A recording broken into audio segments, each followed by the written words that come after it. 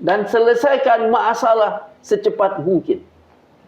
Sebelum keadaan yang bertele-tele menghukum dengan ucapan atau dengan tuduhan atau dengan pandangan bahwa marwah di perguruan tinggi telah hilang. Betul itu.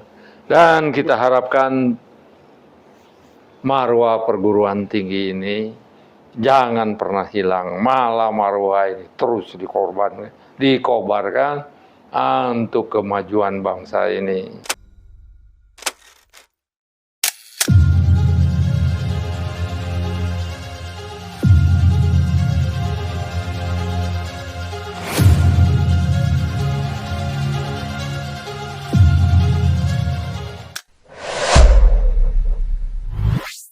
Assalamualaikum warahmatullahi wabarakatuh. Jumpa lagi dengan saya Al-Mizan Ulfa, biasa dipanggil Kang Mizan, di channel podcast TV Masumi dan Matra 64. Pemirsa, kita pahami sebenarnya universitas itu lembaga tinggi, lembaga yang terhormat, tempat orang mengadu, tempat orang mencari keadilan. Tapi apa nyatanya? Kalau ternyata universitas itu memberi gelar orang yang tidak seharusnya mendapat gelar. Dan banyak masalah, dia tidak berani menyatakan misalnya sesuatu itu benar atau salah. Misalnya tidak bisa menyatakan dengan tegas apakah ijazah seseorang itu asli atau palsu. Dan ini semua akan merusak marwah perguruan tinggi yang seharusnya lembaga yang sangat terhormat dan dijunjung tinggi oleh semua segenap bangsa dan juga secara internasional. Nah, untuk membahasnya sudah hadir di studio kita narasumber yang tidak asing lagi, Dr. Wazri Afifi, yang mantan Presiden, mantan pengurus Permias Indonesia di Amerika Serikat, mantan Ketua International Student Association di Amerika Serikat, dan dosen dalam dan luar negeri. Assalamualaikum Pak Wazri. Waalaikumsalam warahmatullahi wabarakatuh. Ini gimana kita, marwah perguruan tinggi kita ini rasanya tercabik-cabik ya. Kredibilitasnya demikian menurun. Ada dokter yang nggak jelas dokter, ada ijazah palsu, dan lain-lainnya. Gimana nih kita melihatnya, Pak? Ya, kalau kita lihat inilah Pak, pertanda. Lonceng kematian. Kepercayaan luar negeri atau marwah atau penghargaan orang luar negeri kepada Indonesia pudar dan pupus. Jadi, sebelum lonceng itu berhenti berbunyi, lonceng kematian ini berhenti, maka universitas harus sadar.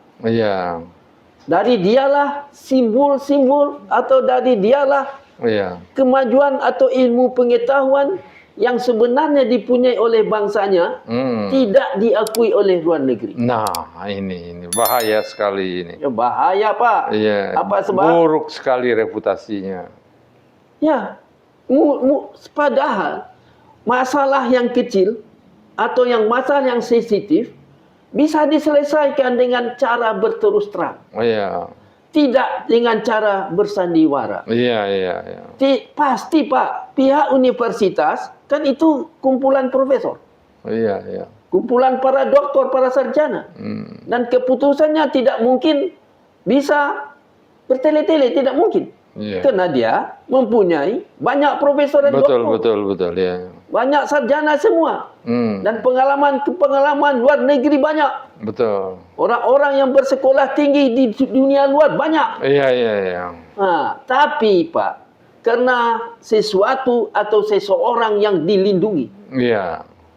Dengan dilindungi supaya dia selamat dari tuntutan gagalnya pengabdian. Dengan tuntutan bahwa nilai ilmu pengetahuan yang sakti. Pengetahuan ini kesaktiannya tidak main-main, Pak. Dia ada kata pepatah. Sampai di perut tidak dikempiskan. Sampai di mata tidak dipicingkan. Nah, inilah perguruan tinggi. Sekarang kemuliaan perguruan tinggi itu bisa hancur berantakan dengan satu perkataan, hanya satu Pak, perkataan perguruan tinggi. Itu ijazahnya asli. Itu sih. Ini. Itu kalau dia menyatakan pernyataan itu, marwahnya akan kembali lagi. Kalau sekarang sebelum pernyataan itu turun keluar marwahnya boleh dikatakan hancur sama sekali. Untuk mengobati mudah aja Pak. Berkata apa adanya. Nah itu. Dan selesaikan masalah secepat mungkin. Sebelum keadaan yang bertele-tele menghukum dengan ucapan atau dengan tuduhan atau dengan pandangan bahwa marwah di perguruan tinggi telah hilang. Betul itu. Dan kita harapkan marwah perguruan tinggi ini jangan pernah hilang, malah marwah ini terus dikobarkan untuk kemajuan bangsa ini. Kira-kira gitu Pak. Ini Pak, ini masalahnya kita harus pelajari bagaimana nih. Di Republik kita ini kebanyakan ada orang yang berpikir Pak, supaya kita tidak malu, kita tutupi dengan keadaan. Walaupun menutupi kebohongan dengan kebohongan lagi. Wah, tambah parah itu jadi. Itu ada pikiran untuk menjaga marwah. Dia buang begini Pak. Jadi untuk menjaga nama baik sebuah perguruan tinggi, maka perlu dibuat aturan begini. Maka perlu dibuat strategi-strategi yang salah. Dengan alasan supaya perguruan tinggi itu namanya tidak jatuh. Padahal jatuhnya tambah parah. Padahal jatuh bertambah parah. Tidak hari ini. Mungkin orang ini terpaksa diam. Tetapi Pak, yang diam itu hanya orang-orang ketakutan. Tetapi orang yang berpikiran kritis dan bebas untuk bicara tidak pernah takut. Contohnya luar negeri. Orang luar negeri kan tidak pernah takut. Orang negara ini menilai dengan apa adanya. Betul.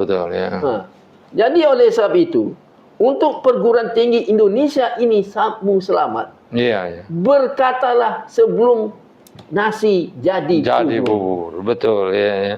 Kalau setelah nasi itu Pak jadi bubur, kalau buburnya seperti di Jakarta ini bisa jadi bubur ayam, tidak masalah. Tapi buburnya yang terjadi itu bubur basi. Bubur basi nggak bisa dimakan. Nggak bisa dimakan lagi, kecuali bubur yang disebutnya pepatah tadi. Sebelum terlambat, jangan ditunggu nasi jadi bubur. Nasi jadi bubur, betul. Demikian pemirsa. Tapi baik. Jadi bubur itu bukan bubur ayam, bukan bubur apa-apa, tapi bubur basi. Maka kalau bubur itu telah terjadi, maka nama yang telah marwah tadi yang telah jatuh tidak atau susah untuk diangkat kembali. Ada pepatah lagi Pak. Kalau lancung sekali lancung ke ujian, seumur hidup dunia tidak percaya. Betul. Nah, inilah yang harus diingat. Kita harap janganlah rusakkan generasi yang akan datang. Kenapa? Karena perguruan tinggi di negeri ini tidak dipercaya orang lain. Nah, itu dia itu.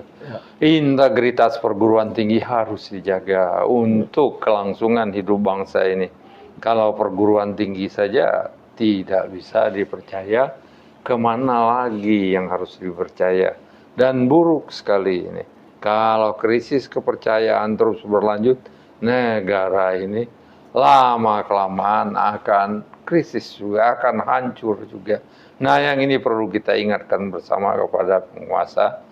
Janganlah melakukan kegiatan, janganlah mengintervensi perguruan tinggi sehingga mereka itu kehilangan marwahnya. Kalau penguasa tidak percaya Pak, mudah aja. beri uang, beri fasilitas kepada para peneliti. Orang peneliti yang hebat, beri fasilitas. Suruh dia meneliti. Gunakan uang itu hanya untuk biaya peneliti. Kalau diberikan kepada koruptor uang yang banyak, merusak bangsa ini. Maka oleh sebab itu, tangkap koruptor, ambil uangnya, beri kepada peneliti. Supaya bangsa Indonesia tahu mana yang emas dan mana yang loyang. Nah, betul sekali itu, Pak. Nah, itu. Jadi, pendanaan penelitian itu perlu didukung oleh pemerintah juga. Ya. Dan ini jangan diintervensi oleh kekuasaan. Sehingga marwah perguruan tinggi tidak tercoreng. Marwah perguruan tinggi tidak terkotori, tercemari. Ada Pak, teman kita. Iya. Dia telah diberi kesempatan untuk meneliti di luar negeri. Iya. Tapi yang memberi biaya atau memberi ongkos untuk bisa pergi ke luar negeri itu tidak masuk akal. Iya.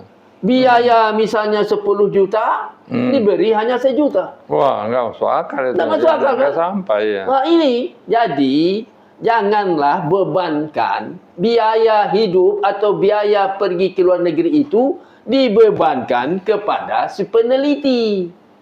Karena kita perlu pola pikir atau segala usaha si peneliti. Betul.